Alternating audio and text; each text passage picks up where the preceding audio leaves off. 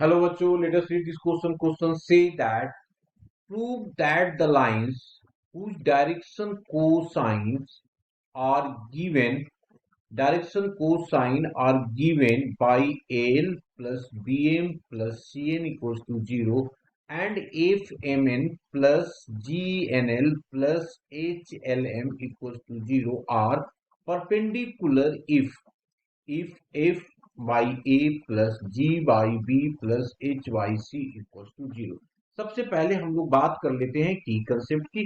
सबसे पहले हम लोग किसकी बात करेंगे? की कंसेप्ट की बात करेंगे कि की कंसेप्ट क्या यूज करें, कंसेप्ट क्या यूज करें यहाँ पे। क्लियर? तो सबसे पहले हम लोग बात कर लेते हैं कि if R vector equals to X I plus of yj plus of zk cap, this imply that r vector equals to mod of r vector of r cap। तो ये लिख दिया r cap equals to r vector upon mod of r vector, जिससे क्या आ गया? This imply that क्या हो गया जी? x by mod of R vector y upon mod of r vector and z upon mod of r vector are the direction cosine, are the direction cosine, मतलब DC हो जाएगा। Okay, चलिए अब हमारे पास गिवन क्या है वहां से स्टार्ट करते हैं। गिवन है हमारे पास given relation, given relation given relation of direction cosine of direction cosine cosines are, क्या दिया हुआ? पहला पहला हमारे पास दिया हुआ है L plus of B M plus of C N equals to 0। इससे अगर हम लोग देखें तो क्या पॉसिबल हो सकता है? इसको हम लोगों ने सी एन लिखा, C N is equals to minus of A L plus of B M, B M हो जाएगा। जिससे n की वैल्यू अगर निकालना चाहें तो n is equals to minus of A L plus of B M whole divided by n हो जाएगा। ये हमारे पास कंडीशन कोई आ गया, मान लो ये फर्स्ट है। नेक्स्ट नेक्स्ट एंड हमारे पास क्या दिया हुआ है? एंड दिया हुआ है F M N plus of G N L plus of H L M equal to 0। इसमें हम लोग क्या कर रहे हैं अब कि जहां जहां एन है ना उसमें वैल्यूज को हम डाल रहे हैं। तो ये हो गया कितना जी? एफ एम, इसकी वैल्यू क्या दिया हुआ है? इसकी वैल्यू माइनस आगे ले लेते हैं, ये हो गया A L plus of B M divided by N. Next में फिर से यहाँ पे भी एन है तो इसमें माइनस ले लिया और ये जी एल और हो गया A L plus of B M divided by N. और लास्ट में तो एन है ही नहीं तो इसको लिख दिया H L M equal to 0, H L M equal to 0। इसको एडजस्टमेंट करते हैं, तो एडजस्टमेंट करेंगे तो क्या आ जाएगा? यहाँ पे देखो माइनस माइनस है तो इसको लिखेंगे हम लोग F M into A L plus of B M. Clear? N अभी हम लोग क्या करेंगे? उधर लेके चले जाएंगे। ठीक है, तो उधर लेके जाएंगे तो ये हो जाएगा। और दूसरा हो गया हमारे पास G L plus of A L plus of B M, plus of B M.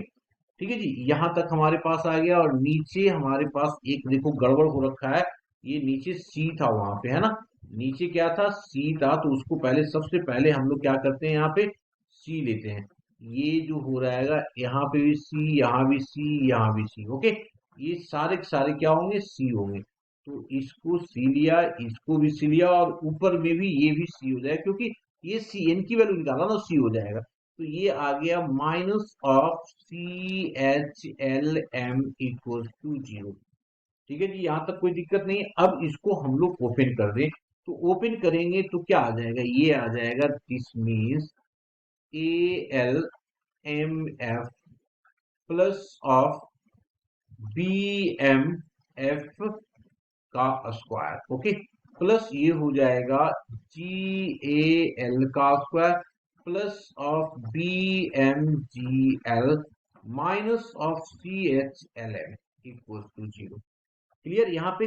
अब यहाँ पे मैं क्या कर रहा हूँ, क्या क्या चीजें हो सकता है, सो देखो, सबसे पहले मैंने ए जी एल को आगे लिख दिया ए जी एल का स्क्वायर आ गया, प्लस प्लस मैंने क्या कर दिया ए एफ यहां से ले लिया, A F plus of B G यहां से उठाया इसको, और माइनस ऑफ सी एच लिया, और तब कॉमन क्या हो जाएगा, देखो ना, ए एल ए एफ लिया है तो एल एम आ जाएगा यहाँ पे, तो बाहर एल एम आ जाएगा, बाहर एल एम आ गया, और बचा क्या हमारे पास B M square, B F M का स्क्वायर है ना, बी एफ एम का स्क्वायर इक्वल टू 0।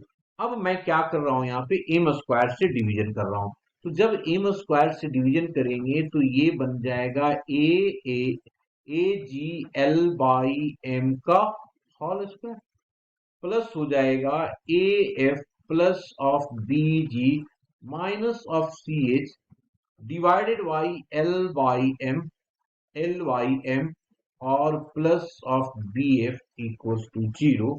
ये हमारे पास एक इक्वेशन आ जाएगा, मान लो इक्वेशन सेकेंड है, एक क्वाड्रेटिक इक्वेशन है, किसके टर्म में, एल वाई एम के टर्म में। क्लियर। अब जब क्वाड्रेटिक इक्वेशन है इसको लिख देते हैं, तो equation second, equation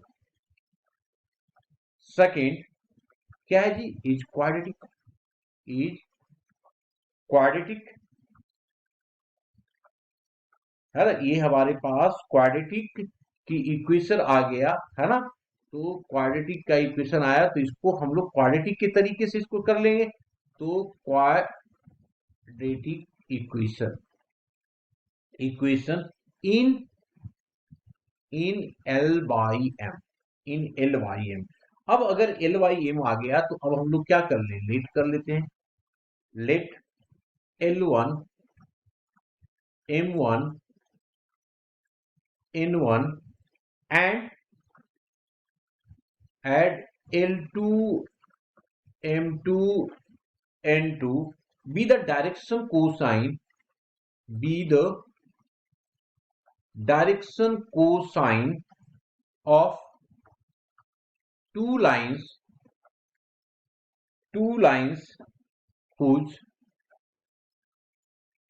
whose relation are whose relation are given, relation are given, दिया हुआ है ना हमारे पास, given, then the roots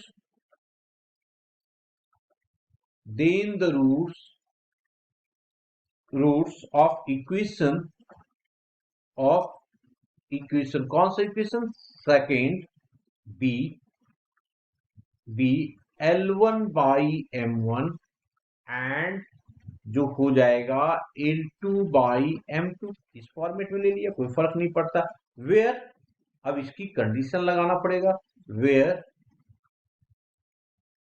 where L1 product of the root, L1 upon M1 into L2 upon M2 is equals to B F by, देखो क्या होगा यहाँ पे, अगर इसको देखोगे ध्यान से, प्रोडक्ट ऑफ रूट क्या हो गया, last term divided by A G हो जाएगा, ठीक है, तो इसको लिख दिया B F upon A G, B F upon A G, इसको क्या लिख सकते हो, F by A divided by G by B, G by B लिख सकते हैं ना जी। अब अगर इसको हम लोग लिखना चाहें तो लिख सकते हैं इसको L1 L2 divided by F by A, नीचे ले आया हम लोगों ने, तो एफ बाई ए, यहां से M1 M2 ऊपर लेके चले गए, M1 into M2 upon G by B, कोई दिक्कत नहीं।